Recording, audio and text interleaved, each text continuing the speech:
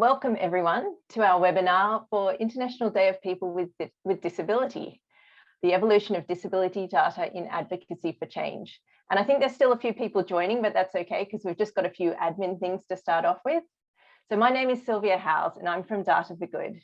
And Data for Good is a not-for-profit organisation with a mission to inspire and enable people with access to data or who have data skills to use those to benefit humanity and the world. Basically connecting the right people and the right data to tackle global issues. One of our key impact areas involves assisting not-for-profits with their data projects by providing free data experts. So if you know any projects that could benefit from this help, then please get in touch with us. Just a quick bit of admin, we'll be presenting this in a webinar format, which means we can't see you or hear you, but please do feel free to interact. If you've got any discussions you'd like to kick off, then feel free to chat in the chat box. But if you've got questions, please put those in the Q&A box, along with the speaker's name who you're directing that question towards. We'll have the speakers presenting first, and then we'll tackle the questions at the end after both speakers have presented. We've also got live captioning turned on for this event. So you should be able to see a live CC Live transcript button in the bottom right of your menu bar. And if you'd like to use that, then please click that button and follow the instructions. You can also change the caption sizing in the accessibility section of the menu. Any issues, just post them in the chat box and Samantha, who's our behind the scenes host, will be able to assist. And she will also be posting in the chat box about how to turn on that captioning. So welcome everyone. With that aside, I'm joining you from the lands of the Wongal clan of the Eora Nation, with Samantha, my behind the scenes host, joining from the Dharawal clan of the Eora Nation. For this webinar, we're joined together from different countries, and I'd like to acknowledge the traditional custodians of the lands on which we gather from today, and particularly the Aboriginal, Torres Strait Islander and Maori people attending this webinar. Kia ora and welcome. We pay our respects to the elders past across all lands who guided and nursed country for many years. We pay our respects to the present elders whose continued guidance we learn from, and we pay our respects to emerging community elders. I'd like to welcome you all today. And as you know, the world has existed for a long time, and with it, things have evolved. And today, tech feels like everything is moving at such a rapid speed. We want the world to move towards equality and equity. So we bring the stories of people and organizations who are using data to take positive steps towards equality and equity.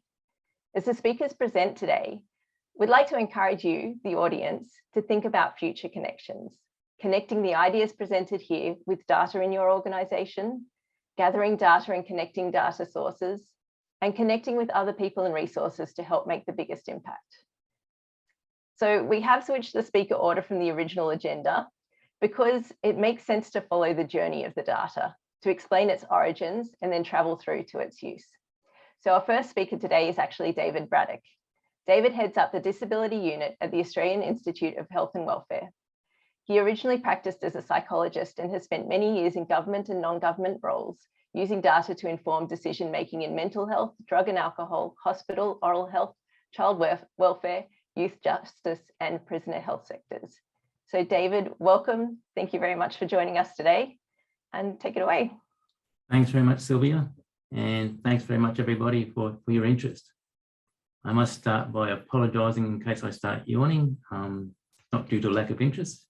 Just the arrival or the birth of my grandson last night, about 2 a.m. Took up rather a large chunk of my night. As Sylvia's already mentioned, several decades ago, I practiced as a psychologist, and I actually worked in the disabilities sector for about 5 years. And during that time, I acquired a lot of practical skills, some desperately needed real life experience, and gained many fond memories. It was an exciting and transformative time with the new Disability Services Act, focusing on increased independence, integration and employment outcomes. It was also a time of very basic data and no internet. So at that time, I was responsible for collating and reporting some extremely basic aggregate statistics on paper-based forms. But even despite this very crude level of sophistication, over time, I grew increasingly interested in these statistics and then ended up following those statistics and ending up at the Institute here. I guess a bit like the water, all water ends up in the sea, all health and welfare data ends up at the Institute. So this is where I ended up. So you may know the Institute is Australia's national agency for health and welfare statistics. It's a fascinating place where data from hospitals and mental health services and drug and alcohol services, child welfare, education, justice, housing, and many other service types are collated, analysed and reported upon to inform community discussion and policy making. So I've had a fantastic time playing with data from many, many different sectors.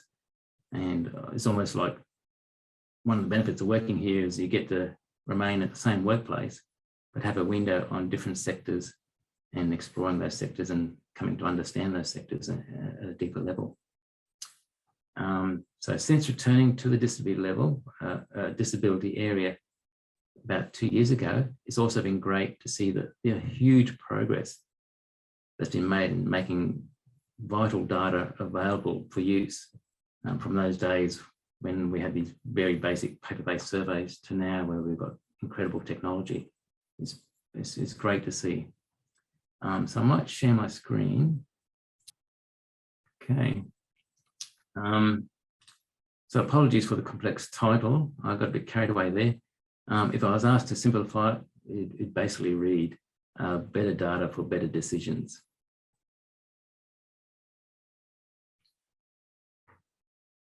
Okay.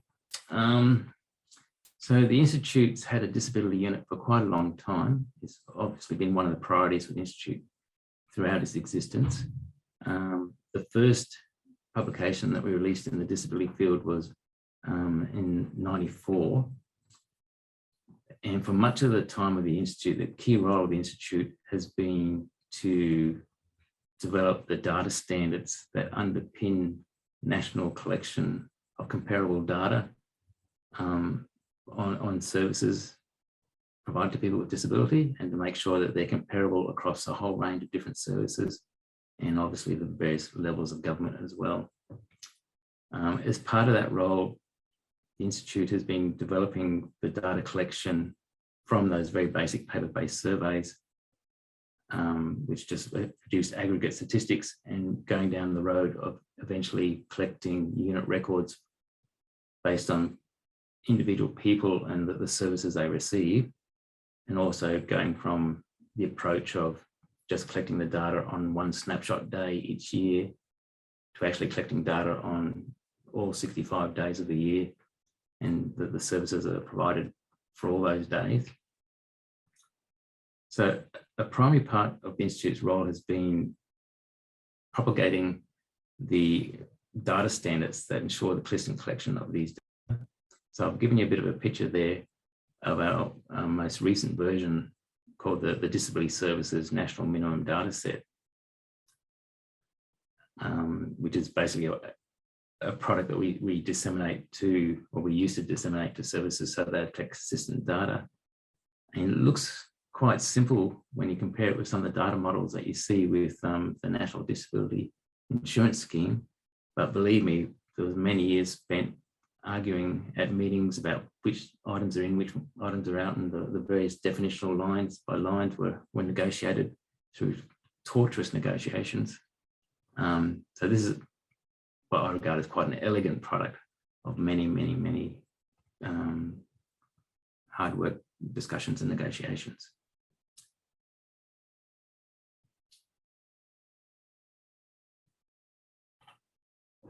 Move on to the next slide. So that minimum data set actually enabled the Institute to produce each year reporting on the very basic data that you need to inform policy debate about the provision of disability supports. Just very basic information like who receives what service, and making sure that's comparable no matter what part of the country it's in. So there was a lot of work actually stitching together the data to make that possible. And the graph there shows some of the data that came out in the last report, because our last report came out in 2020. as the number of service users transitioning from the old National Disability Agreement over to the new National Disability Insurance Scheme sort of reaching close to fruition. It shows a strong growth in proportion of people with psychosocial and physical disability who are using National Disability Agreement funded services as more people transition to the NDIS. So this reflected a greater proportion of those people with disabilities who are using employment services. So the psychosocial and the intellectual and learning, physical and diverse groups were more likely to be using employment services, which did not transition across to the NDIS, whereas those with intellectual learning and sensory and speech were more likely to be transitioned across. Now, the National Disability Insurance Agency has taken over the reporting of disability support information for the nation now. Obviously, the scheme's got a national system, computer system, with collects consistent data across the nation. So we no longer have to stitch it between services and across jurisdictions. And they also are collecting a huge range of data, much larger than what we used to collect under the minimum data set. So the Institute is less involved now in reporting the basic statistics on support within the disability support service sector. But we watch with great interest what NDIS is doing and the great number of reports that they're producing, an ever increasing number of reports. And that information we actually use in our own reports. So with the arrival of NDIS, the Institute's been less required to do disability reporting, and we actually went through a couple of years where we no longer had a disability unit, and its activities were in fact rolled into the aged care area for several years.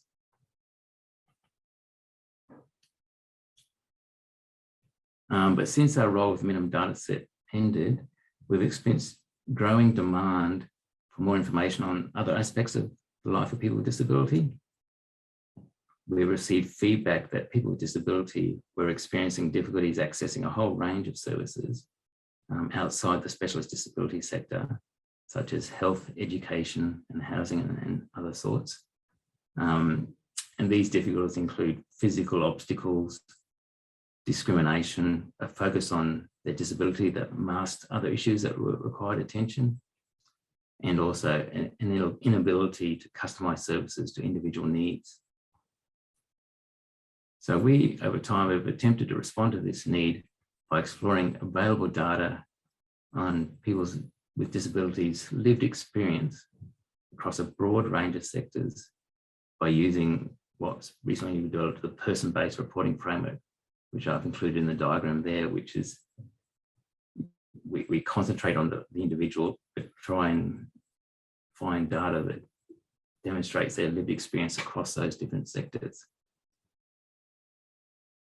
So this work resulted in the building of a massive web report of about 400 pages, which is including numerous statistics drawn from about 21 data sources and trying to cover as many sectors as possible.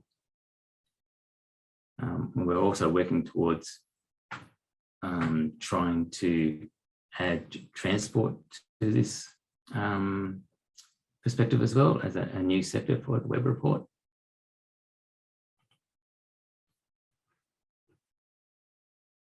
Whoops. Okay, so this slide presents some examples of data available through the compendium. I want to thank the ABS for the excellent resources they produce from their population surveys, which is the data source for these figures and also much of the information in the report. These examples provide clear evidence of challenges that people with disability are experiencing. In this case, particularly in relation to health status, where adults with a disability are 6 times as likely to rate their health as poor or fair than people without disability. Employment, where people aged 15 to 64 with a disability in the labour force are twice as likely to be unemployed as those without a disability. And in the case of violence, which is a particular area of relevance to the current Royal Commission, where 47% of adults with a disability have experienced violence after the age of 15, compared to 36 for those with a disability. So this has been a major change in the way the Institute's been presenting information. So we were quite curious to see how this was received. And overall, we got the impression that the product was well received. It can be a bit hard to tell when you're in the role of processing and providing data, and you don't often see what the data is used for by end users. But we've been looking at a whole range of products, and it seems to be widely used. It's being referred to in many published reports, including the Disability Royal Commission, a variety of policy proposals and media articles. So we're seeing evidence of widespread use, which is great to see. The statistics on the website are showing quite a rapid increase in the number of users. And we're also getting a lot of inquiries from various service providers that are keen to use information for their internal planning, writing submissions and proposals for new funding. And often their inquiries are basically, when are you going to update these data, because we need them now.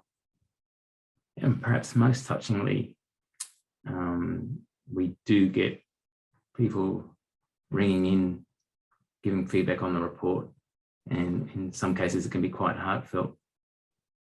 And in terms of sort of providing how this information relates to their lived experience, and the fact that they're regarded as quite authentic or accurate in terms of their own experience, which is great to hear. We also do get quite a bit of criticism, particularly in relation to language and terminology and concepts, which we're working our way through and coming to terms with and implementing. But we also, I think, got a bit excited about the technology with the arrival of quite dynamic data displays being available. We've been using that widely through the compendium, where people can play with the data and get the various cuts that they want, which is obviously a very useful tool, but there's been less thought put into the accessibility of that format. And so we're basically taking some feedback in terms of screen readers and how inaccessible those products are, and trying to work out a way forward for that.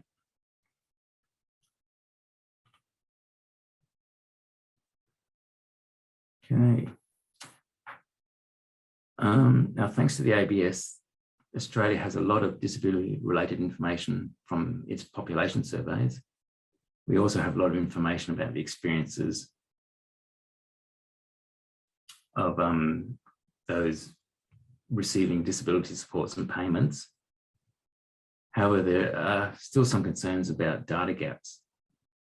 There's less information on the mainstream set of experiences of those that were receiving disability supports and payments.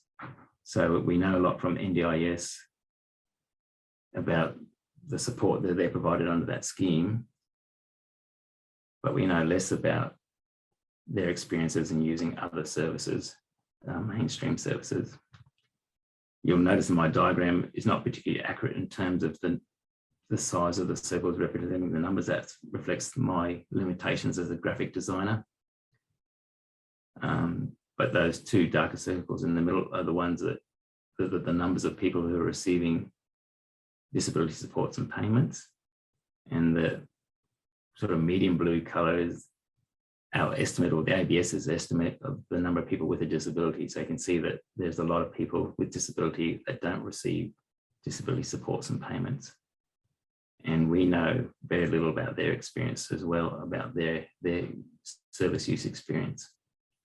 So there are definitely gaps in the information that we present in this web report that we're quite conscious of and have been actively working to resolve.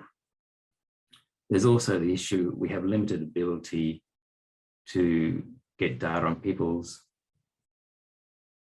experience of the various service sectors and how they travel between sectors, and whether those services are coordinated or whether they're falling through gaps. And we also have very limited information about the outcomes of those services. Even if we knew they received those services, we don't know much about what was the outcome of that service. And outcomes are obviously of critical interest to people with a disability and policymakers. Now, a lot of these problems reflect the absence of disability data in many mainstream data systems. For example, the child protection systems in the states and territories differ greatly in their ability to collect and report on children's disability status. Our current data suggests that only 57% of those in out-of-home care have a disability status reported. Of those, 15% are reported as having a disability. However, those numbers hide a range of differences in the definitions and the processes used to collect this data. And improving this data was a key recommendation of the Sex Abuse Royal Commission, which wanted to make much more transparent the abuse of people with disability in this sector. Now, the child protection data is actually one of the better mainstream service systems for this type of data, with many other systems having no disability data at all. The Institute has spent many years encouraging the adoption of disability data items to other service systems, with some success in the homelessness and housing area, but largely with limited success more generally. And you often get in the situation where you're dealing with system administrators, have very large complex systems. They've got support arrangements with their vendors, and it costs them several $1 million to make changes, and for a modest number of changes. So the whole process of making those changes can be quite complex, and often disability has to compete with other priorities within those sectors. So it can be a difficult thing to achieve.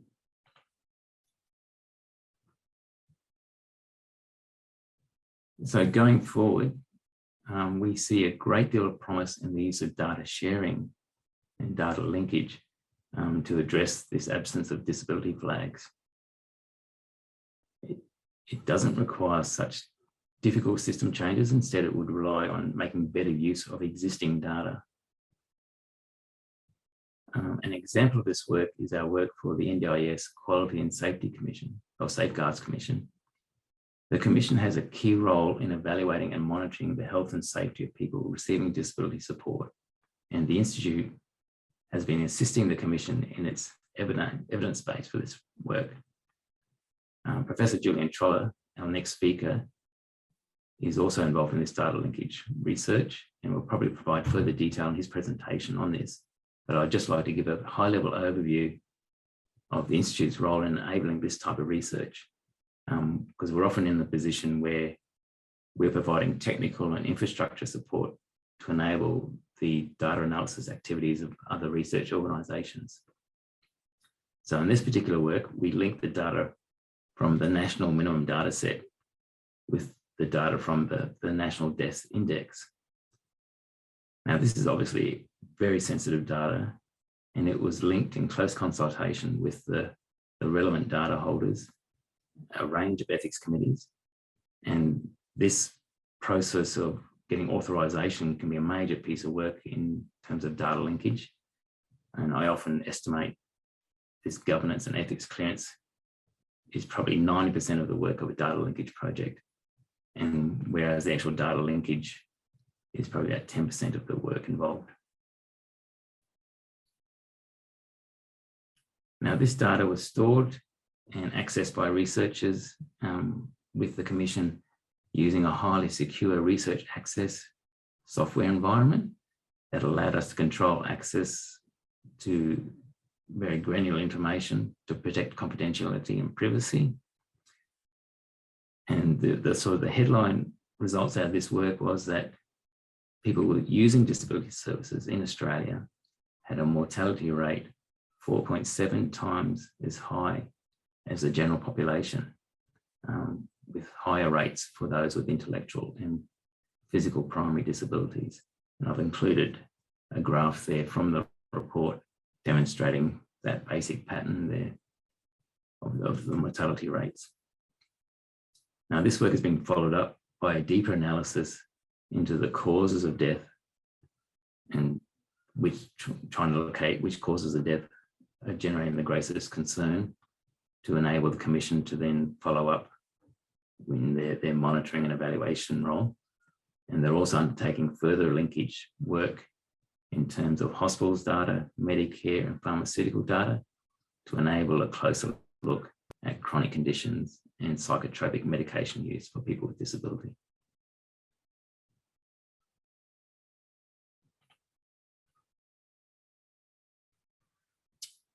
In a related data linkage project, over the last 18 months, the Institute has been heavily involved pilot testing the development of a mammoth linked data resource called the National Disability Data Asset. So in those 18 months, we've been involved in a pilot phase, trying to evaluate the usefulness of such a resource.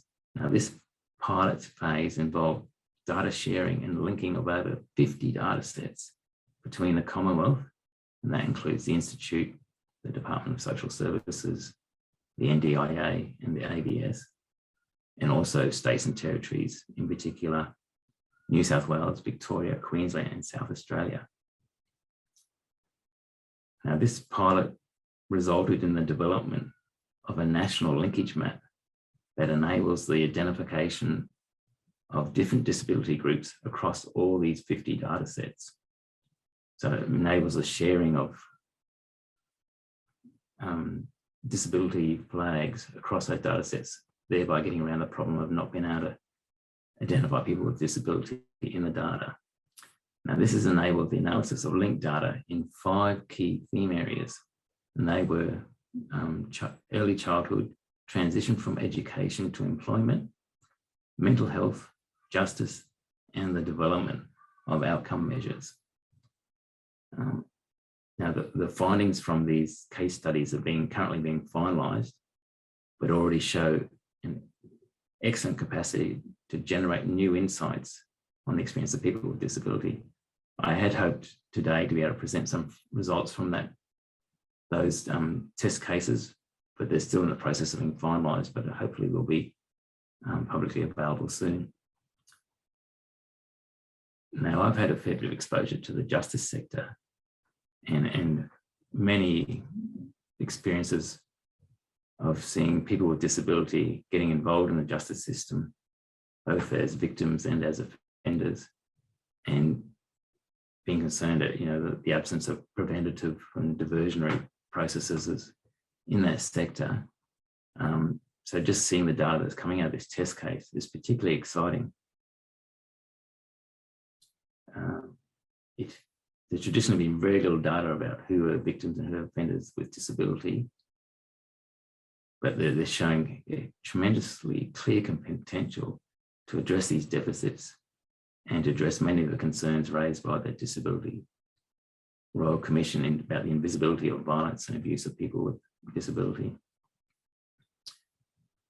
Now, it was announced last week that the next stage of the NDDA would proceed with the aim of building the necessary infrastructure and governance arrangements over the project, and also to proceed down the road of starting to deliver insights and learnings from the data. And this is, I guess, quite an exciting stage. Disability has often been the poor cousin compared to many other sectors in terms of access to data. But with the NDDA, it is really placing it on the leading edge of developing data resources to support practical implementation in the sector. So we do actually have many other sectors who are watching the disability sector with great interest and hoping to learn from our example and build up from the infrastructure that we are building.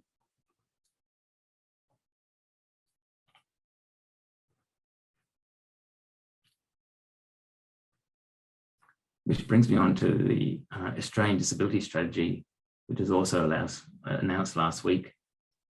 This strategy obviously covers the next 10 years, and it includes a framework for measuring the progress against the strategy against over 80 measures distributed across these 7 outcome areas. Now, these measures apply to both NDIS participants, but also the broader population of people with disability. The current situation is that about half these measures can be supported with existing data. for example, such as the ABS surveys and the NDIS data. The remainder will require the development of new collections, such as the planned community attitude survey, or the use of data linkage, particularly through the National Disability Data Asset. Is in fact a priority within the strategy documents that the NDDA would deliver insights for the strategy outcomes framework. So overall, the NDDA offers many exciting possibilities for contributing to the measurement of these outcome framework measures and to measure the progress of government initiatives in terms of achieving positive outcomes for people with disability.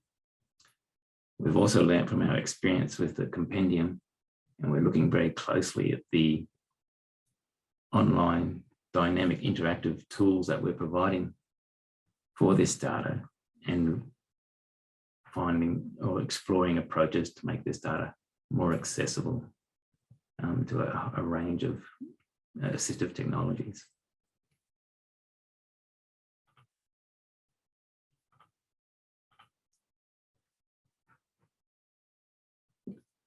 Okay, so that was an overview of the disability data journey that's currently been undertaken by the Institute, as we've tried to use data to have a practical and positive impact on the lives of people with disability.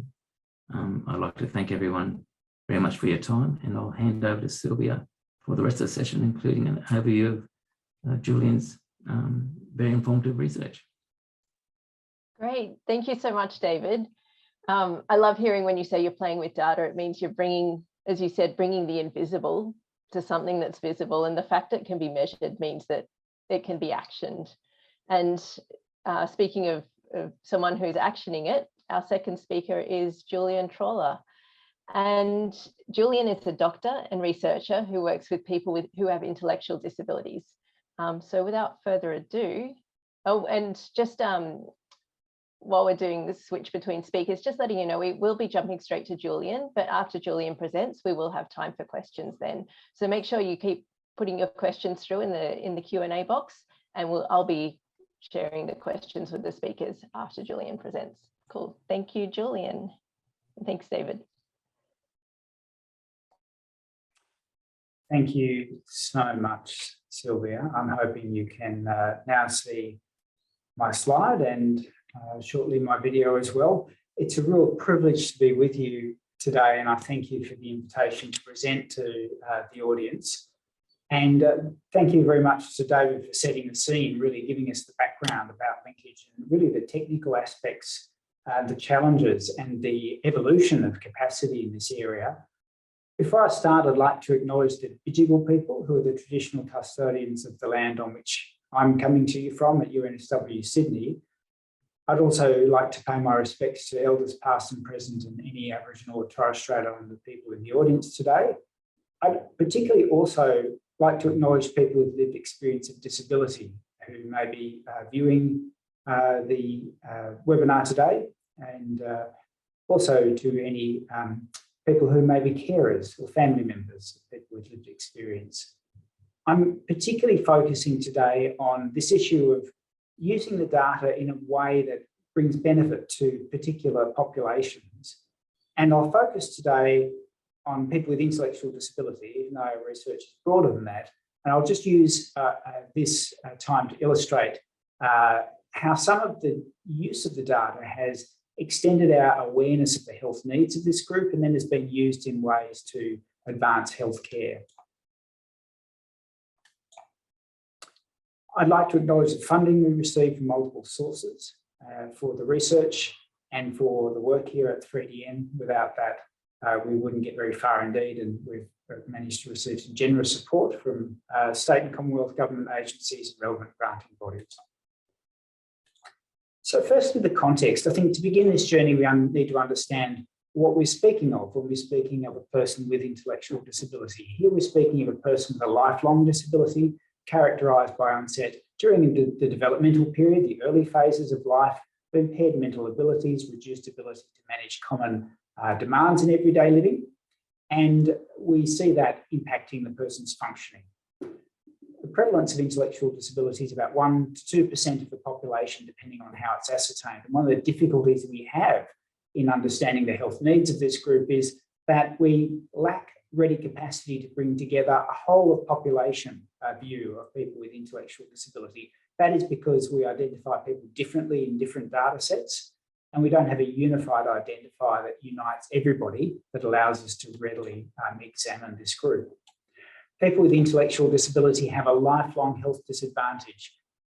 Life expectancy in the general population is now just under 85 for a woman and 81 for a man.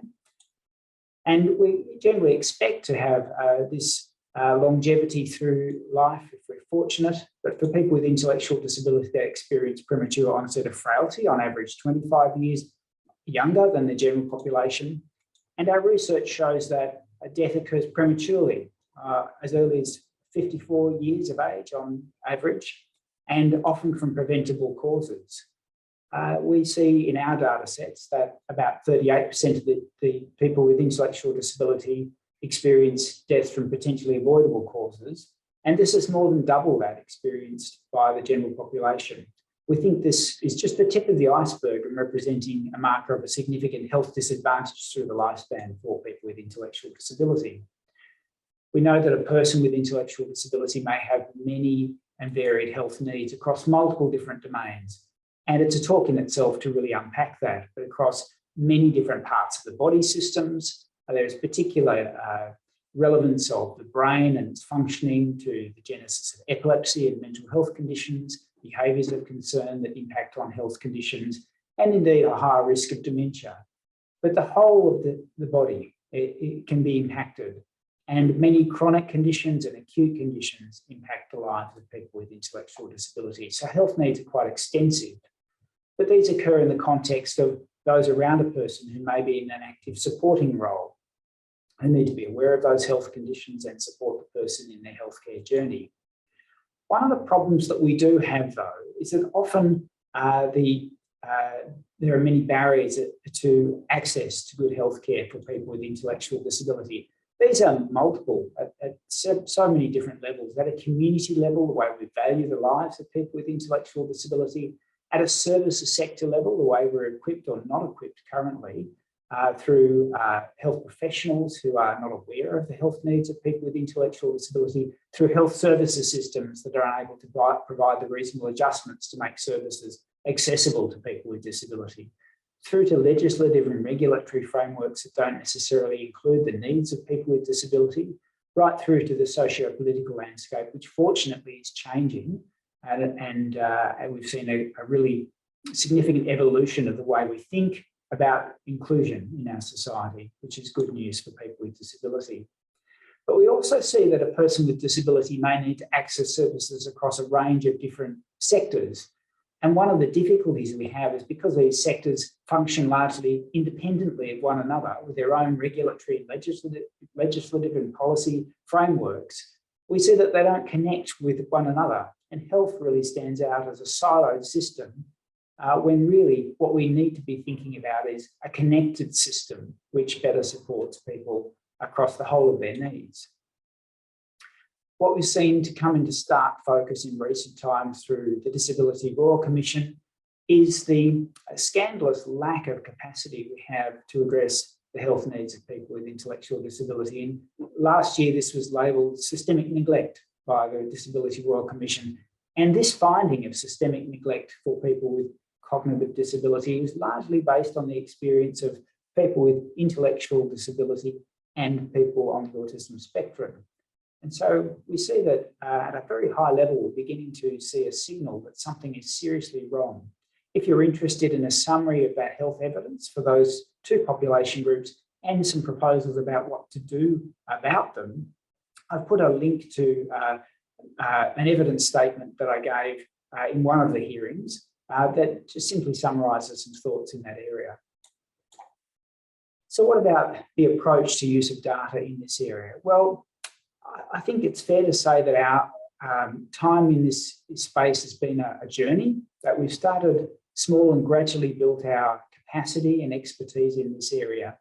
But some of the underpinning research pillars, firstly, are that the research has to be inclusive, that people with disability have to be a core part of that initiative. So our research is inclusive. We have an employee with intellectual disability as part of our team, broad reference groups of people with lived experience of intellectual disability for each of our projects. And the research directions are shaped by that lived experience and really are only of value if they're fulfilling the lived experience needs. The research program is mixed methods. It's often interdisciplinary, and our data assets are used by multiple researchers.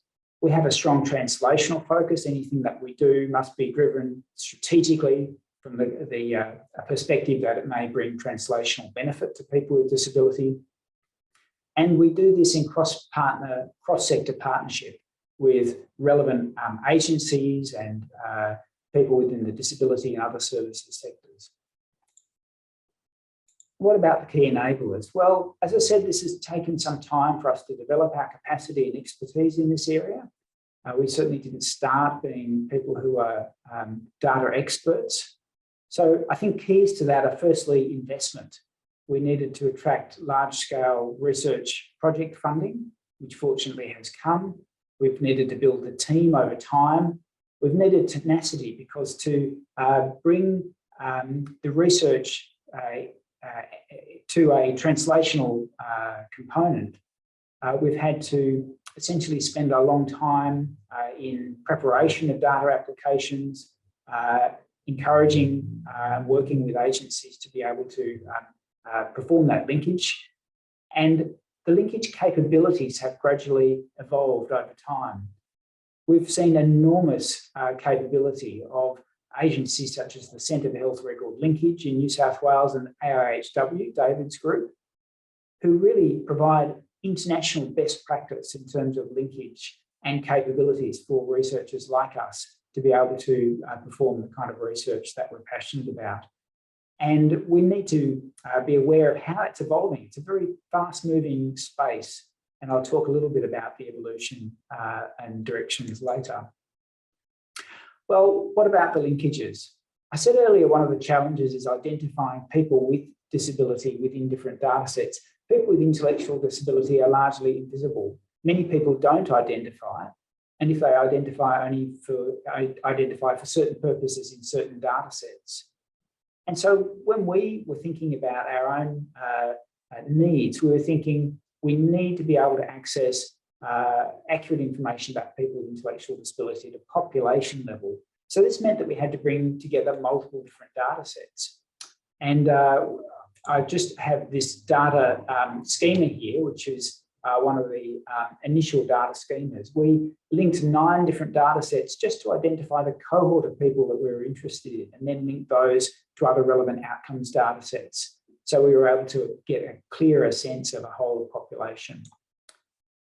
Our first linkage was in fact very, very modest.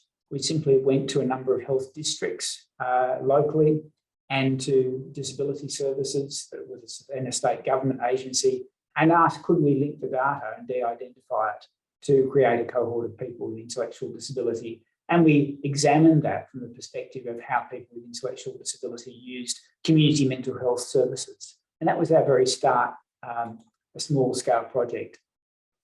We then proceeded as a series of evolving and expanding linkages. In 2014, we created this extensive linkage of 9 different data sets to identify a cohort of people with intellectual disability linked through the Centre for Health Record Linkage in New South Wales, the experts in data linkage here in New South Wales. And then we had a whole range of outcomes, including outcomes related to admission, emergency department presentation, mental health care provision, death, and incarceration in the hospital, experience in education systems, and experience with the public guardian and New South Wales Ombudsman. So we were able to see outcomes across a range of different areas. We updated that in 2017.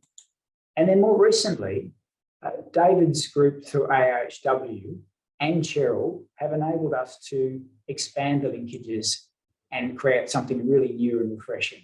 We've been able to link not only state government department data, but we've also been able to include some state and Commonwealth-based preventative healthcare items, such as participation in pap smear screening, breast screening, the cancer registry, and at a Commonwealth level, the National Bowel Screening Program, the Australian Immunisation Registry, and also linking to key bits of information at the Commonwealth level regarding medications through the Pharmaceutical Benefits Scheme and healthcare provision through the Medicare Benefits Scheme. So all of a sudden, we've taken it from a state to a whole of health and Commonwealth linkage through this expertise at Cheryl and AIHW, which is really very exciting. Not only that, but we were able to have permission to link to a control cohort of people in New South Wales who were of a similar age and gender distribution, and who were also matched on socioeconomic status. And this is very important if we're looking at outcomes, that we have an adequate group to which we can control. So overall, we've built a cohort now of about 117,000 people with intellectual disability in New South Wales, representing 1.5% of the population, and a control cohort of about 460,000 individuals who are matched.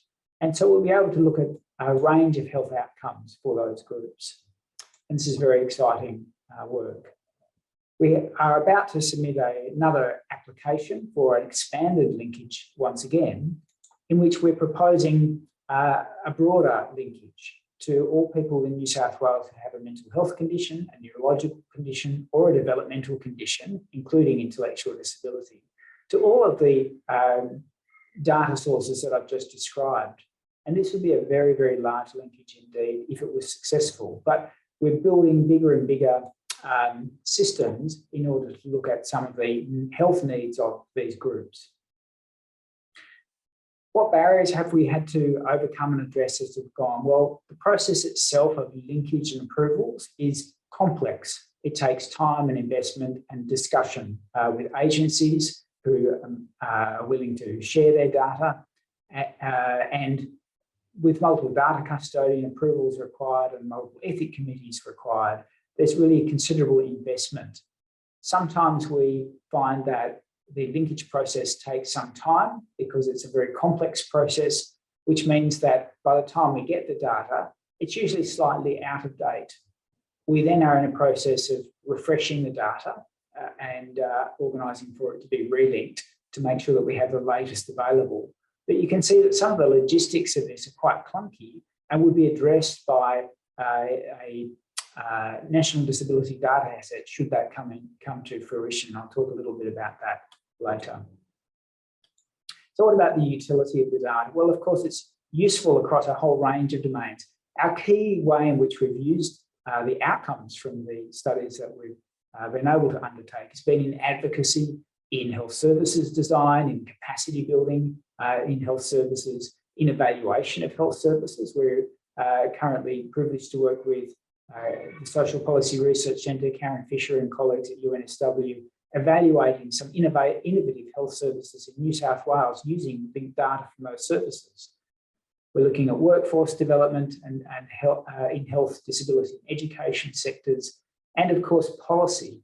Once we identify a health gap, we can then argue for a better inclusion in health policy, which is really an important aspect.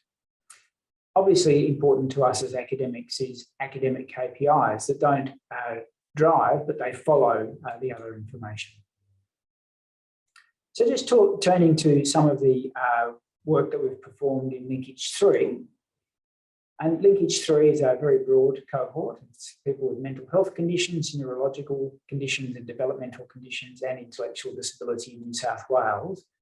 A link to health services data and disability services data, and several other data sets. So it looks a little bit like this, but it's a very big linkage. It contains over 2 million people in New South Wales with 35 million records. So you can see that the number crunching capacity needs to be very large across a range of different agencies. And so we're able to look and narrow our focus on individual groups of interest, shown in the purple panel. We've first focused on people with intellectual disability, and we've seen to our surprise that even though in this particular linkage they represented only 1.1% of people in New South Wales that they were using services, including non-mental health inpatient services and emergency department services at very high rates. So about 4% of all people using emergency departments are people with intellectual disability, even though they're only 1% of the population. And in the mental health services sector, it's about 6%. So we see a significant overrepresentation within the public health system. When we've looked at emergency department, we see that this blue line on the graph shows the rate of emergency department use per 1,000 person years, and the black represents the New South Wales rates for those without, for the general population. You can see that people with intellectual disability have much higher rates of presentation across the lifespan until they reach older age, when things drop, partly because people move out of the data sets, but also partly because people who are vulnerable are passing away at a very high rate. When we've looked at admission metrics to mental health, we've seen that people with intellectual disability present twice as often for admission. They're 5 times as likely to experience an ultra-long stay and more than twice as likely to be admitted more than 3 times a year. And their characteristics differ. We've looked at the first ever mental health presentation for people with intellectual disability and those without, and shown that intellectual disability has a really significant impact, that it accounts for 3% of all people with their first presentation to a mental health inpatient unit, but it drives representation to emergency department after you're discharged and representation to the inpatient unit, suggesting that having intellectual disability means that you don't necessarily stay out of hospital with a mental health condition. In fact, your care may be suboptimal and may need to be optimised through provision of better resources. We recently published a paper looking at the mental health service use and costs overall for people with intellectual disability in the Medical Journal of Australia. This is an astounding statistic that 1% of the New South Wales population should account for 6% of all the mental health population, and that should account for 12% of the total mental health budget in New South Wales. Is really quite astounding and argues for greater enhancement of mental health services for this group. I've put here just some of the figures, the bed days. You can see here that in metropolitan local health districts, 15% of all bed days are occupied by people with intellectual disability when they represent 1% of the state's population. And we can see when we come down to total mental health care costs, we can see these are inflated substantially for people with intellectual disability. They represent 1% of the state's population. And here, for example, in metropolitan LHDs, represent 13% of the total costs of mental health service provision in a single year. We've recently looked at potentially preventable hospitalisations. These are a performance indicator of accessibility and effectiveness of healthcare. They're admissions to hospital for conditions that could have been potentially prevented through provision of appropriate individualised preventative healthcare or early disease management or community-based care. We compared the overall rates of potentially preventable hospitalisations for people with and without intellectual disability over a long period, 14 years. And we examined potentially preventable hospitalisations in different categories. You can divide them into acute, chronic and vaccine preventable conditions generally. We found that potentially preventable hospitalisations were well in excess in people with intellectual disability, somewhere between 3.5 to 4.5 times the rate ratio, depending on what particular time period and age group we were talking about. Vaccine preventable conditions were 2 to 3 times higher in people with intellectual disability. Significant concern given our current COVID pandemic. Acute conditions were about 5 to 8 times higher in people with intellectual disability. And particularly marked were hospital presentations for epilepsy, for things like dental conditions, urine tract infections, and ear, nose and throat infections were way elevated. The results overall we felt reflect poor access to preventative healthcare, and we feel that really a substantial initiative is required in this space. We've also examined deaths and cause of death and potentially avoidable deaths extensively in people with intellectual disability in New South Wales. And I alluded to those startling statistics earlier. One thing I didn't allude to is that we also looked at factors associated with risk of death. Some of these, for people with intellectual disability, turned out to be obvious. Age as a risk factor, chronic illnesses as a risk factor. But some findings were unexpected and somewhat surprising. For example, we found a lack of association between risk of death and socioeconomic status, and a lack of association with gender. And these things are normally reported in death statistics nationally. We found an association with risk of death and having Down syndrome, with risk of death and having cerebral palsy, and with risk of death and having epilepsy or a mental health condition. So really substantial signals of where to focus efforts in prevention of deaths. We also recently looked at a comparison of in-depth death reviews, the cause of death that was established in those reviews conducted by the New South Wales Ombudsman, and the standard death reporting of cause of death. Here we saw substantial benefit of the in-depth death analysis conducted by the Ombudsman. In some countries, in-depth analysis of cause of death and an understanding of the death and the way in which it could be prevented is undertaken. And this is done in the UK, for example, through a program called the Leader Mortality Reviews process. We saw that at a finer grain level, more than 50% of the cases where people had died, the cause of death was assigned differently once an in-depth death review was undertaken. And sometimes it was the case that where a cause of death couldn't be established found or was noted as uncertain in a cause of death code, once the Ombudsman had reviewed the death, the cause of death was apparent in a substantial proportion of those cases. So really suggesting a good value add from such a system.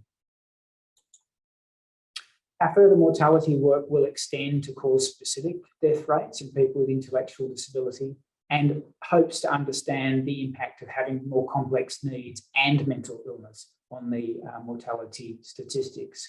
We're also examining end-of-life and palliative care service provision and working with the NDIS Quality and Safeguards Commission on its deaths monitoring process and actions to prevent deaths.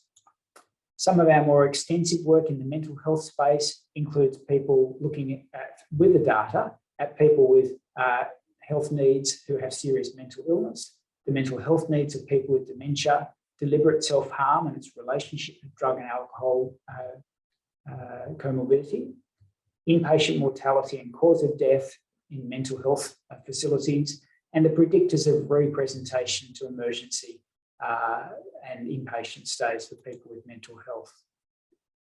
We're also looking at neurological disorders. We've had a particular focus on the health and mental health needs of people with motor neuron disease. We looked at admissions to hospital for people with epilepsy in a series of emerging publications. We've looked at the physical health needs of people with dementia, self-harm in people with dementia, and predictors of referral to residential aged care, which has been a significant concern. In the developmental space, we've conducted a series of analyses around autism, particular mortality in autism. We're looking currently at cancer and end-of-life care. We're looking at hospitalisation of people with intellectual disability and preventative care of people with intellectual disability. And we've covered a number of different areas, and I'll show some of those projects shortly. We thought that there's no point in just us having a view of the data. And so what we did more recently is create a web portal where local health districts could drill down and examine what was happening in their own patch in relation to people with intellectual disability and benchmark that against people without intellectual disability and against other parts of the state for people with intellectual disability. And it's this health portal here. It's only accessible to local health districts. And so we're able to produce some nice graphs that showed clear discrepancy in emergency department presentations, the blue line being those people presenting with emergency department presentations in your own local health district, And the three lines bunched together higher up, the black, the green, and the orange, showing people with intellectual disability in your local health district in the black, benchmarked against people with intellectual disability in New South Wales in the green, and people with intellectual disability in rural and regional in the orange. And so we've produced a dashboard that people can analyse, not just rates of presentation to inpatient units, to emergency departments, of reasons for presentation, and the costs associated with those presentations, as a way of suggesting to LHDs some steps they can take to actually address the health needs in a more efficient manner. We also worked with a group, Philippa Carnamola from the UTS and her team, to produce a local government data map, which produced information about the density of people with intellectual disability living in local government areas for the purposes of local council being able to plan for the population needs. And this was launched on a website some time ago in the publication. So what about the future? Well, I think the future is an important one in this space. We certainly have our work cut out for us. We're moving to a program of preventative healthcare work, looking at the determinants of preventative healthcare access for people with disability, looking at the way in which people use preventative healthcare, what happens when they don't access, and how that affects outcomes for people. The National Disability Data Asset David mentioned is a really important part of future work in this space, should it be adopted by government and fully funded and become a national asset. Clearly, as David said, many people in Australia, 4.4 million people, have a disability, and we need to be doing a better job, particularly within the healthcare sector. We are at a stage where data capability is rapidly expanding, but we're moving from a system with siloed views of data to a position of being able to create person-centred data insights if the data is linked and readily accessible to agencies, researchers, and people with disability. So we're really talking about this third generation on the right-hand side of this graphic of an enduring multiple domain, multiple jurisdiction, pre-approved, streamlined process for access, a data asset, which would be very exciting indeed, and would circumvent many of the logistic issues that I mentioned that provide a barrier to people using data effectively to improve outcomes. There's been significant progress on the thinking behind National Disability Data Asset, with substantial consultation occurring, engagement of state and territory jurisdictions nationally, and a lot of thinking around what the data asset could look like and how it could be governed.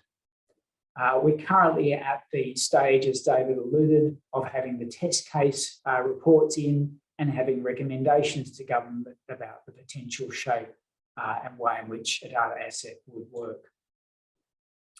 Key building blocks include shared decision-making between people with disability and those who may use the data, lived experience input, capability and capacity to support development of the awareness and use of data, transparency over its use, a clear charter for its use, and clear ethical oversight. Suffice to say that the background work suggests this is feasible, acceptable, and that appropriate safeguards can be built in to ensure that privacy is protected, these are de-identified data sets, and that public good can come. Obviously, the National Disability Data Asset will be of relevance to the lives of people with disability, to government and agencies, to researchers and service providers. It will be an incredible resource. And if you're interested in understanding more about that National Disability Data Asset, I've put some details on the slide. And I think that's where I'll leave it today. But just to say that linked data has great utility. We've been able to use it effectively as a tool to really drive some change in thinking about the health needs of people with intellectual disability, and to really push for further assertive actions to be taken in health services design, and for training for health professionals. So we feel it's a very powerful tool. I'm encouraged that we've been able to develop some skills in that area and contribute over time. That's taken time and sustained effort, but it's certainly been worth it. And it's been a great privilege to be involved in that aspect of the work. So thank you very much for your attention and for taking the time to attend and listen to us today. And we hope that it's been a valuable experience for you. Great. Thanks so much, Julian. That progress is fantastic. It's amazing to see what you're doing with the data and that you're able to back like any cases for people who would benefit from it. You're able to back it with the data behind it. So that's fantastic. We've got a couple of questions through, and I'm conscious of the time and that you do need to go. So I might just sum it up into one question that I'll ask David to answer and Julian to answer, just in a couple of sentences. Is that there's an acknowledged gap, and Julian, you had a slide on what causes some of the gap in the data. What are the most actionable ways to close that gap, to collect the data, and how can we monitor the progress to make sure that the data is gathered and that you are getting the most out of the data when it is available? So Julian, I'll let you go first, and then I'll jump to David with the same question. Thank you. Sylvia, from my perspective, I think perhaps the biggest hurdle we face is not identifying, having a unified identifier that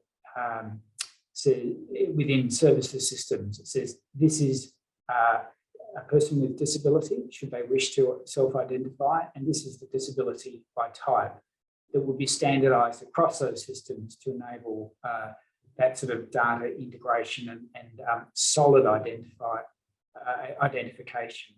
So from my perspective, that's important because, say, in the healthcare system, it would enable reasonable adjustments to be offered to the person to make their healthcare accessible in that context, and it would enable within the administrative side of the data for it to be linked and accurately analysed. Yeah, and that universal ID is something that in a lot of data sources is very valuable, but so when it comes to people, obviously a lot of people are concerned about their privacy as well. So it's an issue we come across in a lot of different areas. And David, what would your response be to that question? I mean, I definitely have to back up the fact that Julian's identifying people with disability as the key issue that we do face. I do agree with that. I guess I just add to it, we probably need a number of different ways of identifying disability and associated limitations or restrictions, because it often depends on the question, what type of disability you're talking about, what's the question you're answering. So yeah, so I hope that we'd have some sort of sophistication by being able to identify, define what we mean by disability for the particular research question that we're looking at.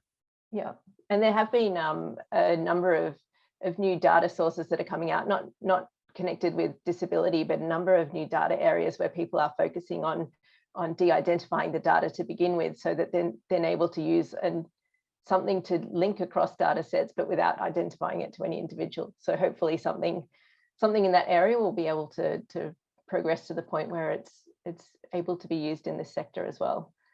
And I am conscious of the time, and I am aware that David and Julian, you might need to run off. So I just wanted to say thank you very much for joining us. We have recorded this webinar and we will be sending it out to the participants, along with any links that David and Julian have mentioned as well to websites. So also, if you've got any other questions or wanted to connect with us, just get in touch, connect@dataforgood.com.au. And if it's relevant to today's webinar, we can, sort of forward it to the speakers if relevant. And as I mentioned, if you've got any projects where you need help with free data volunteers, please get in touch with us as well. Julian, David, thank you so much for today. And thank you everyone for joining. I hope you have a safe festive season.